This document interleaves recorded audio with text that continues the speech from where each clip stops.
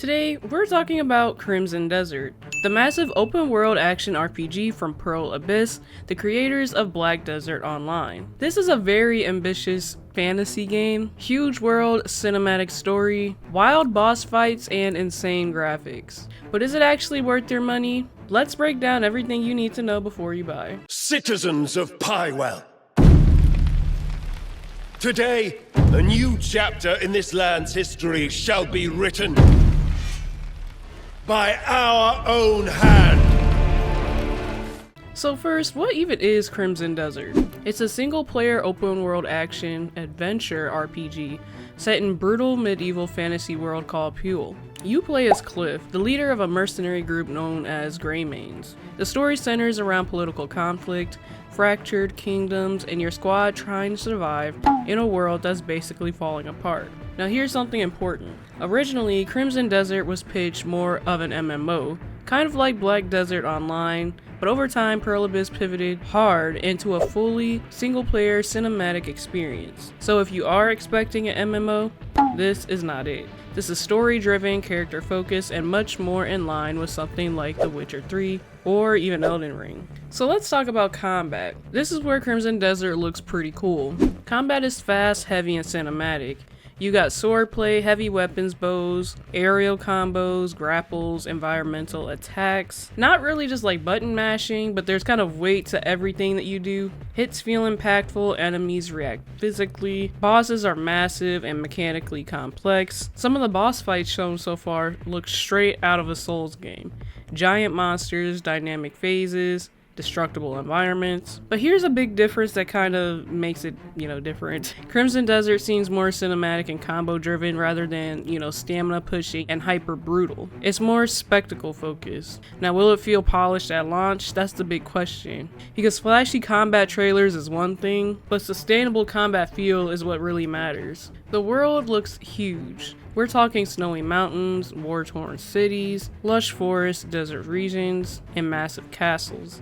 It has dynamic day-night cycles and weather systems, and visually it looks very stunning. There's different ways to traverse as well, some including horseback riding, climbing, gliding, and environmental interaction. Unlike Black Desert Online, this world appears handcrafted for narrative pacing rather than MMO grind loops. But here's the thing to consider.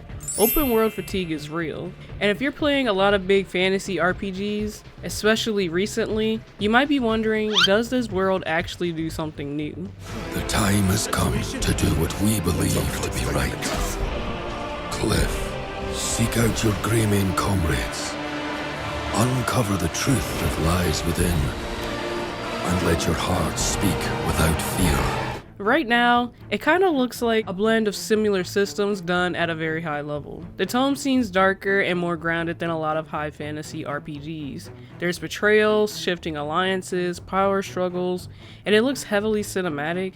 Cutscenes are fully directed, character animations are high quality, and there seems to be a strong emphasis on emotional storytelling.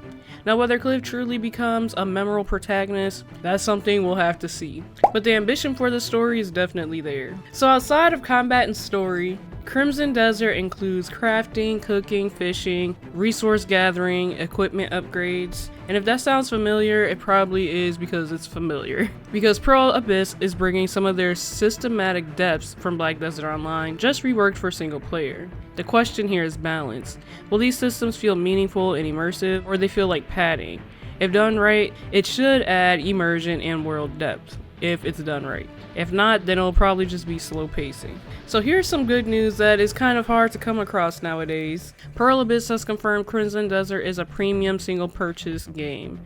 No MMO cash shop, no subscription, no confirmed microtransactions at launch. And that's huge, especially coming from a studio known for monetized MMO. Now obviously post-launch DLC is possible, but as for now, it's positioned as a complete standalone experience. So let's talk about a little bit of the concerns. This game has been in development for years. It's ambitious. Massive worlds, cinematic storytelling, and deep combat is hard to balance if not done right. 2. Pearl Abyss is known for MMOs. This is a different beast. Delivering a tight, polished single-player RPG is definitely a different challenge. And 3.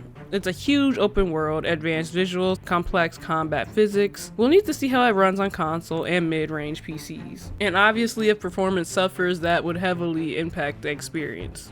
Cliff, seek out your grey mane comrades. Uncover the truth that lies within. And let your heart speak without fear. So should you buy Crimson Desert? If you love big open world fantasy games, cinematic combat, narrative-driven experiences, games like The Witcher 3 or Elden Ring, this should definitely be on your radar. But if you're burned out on massive RPGs, or you're expecting an MMO, or you want ultra hardcore Souls level difficulty, you might want to wait at least until you hear more people playing the game. Ambitious games always come with a little bit of risk, especially when they're new. So that's pretty much everything that you need to know. That's pretty much everything I know. If this helped you out at all, definitely don't forget to like, share, and subscribe. And let me know in the comments, are you picking this game up or are you gonna pass? Thanks for everything. Pause for now, play forever. AK out.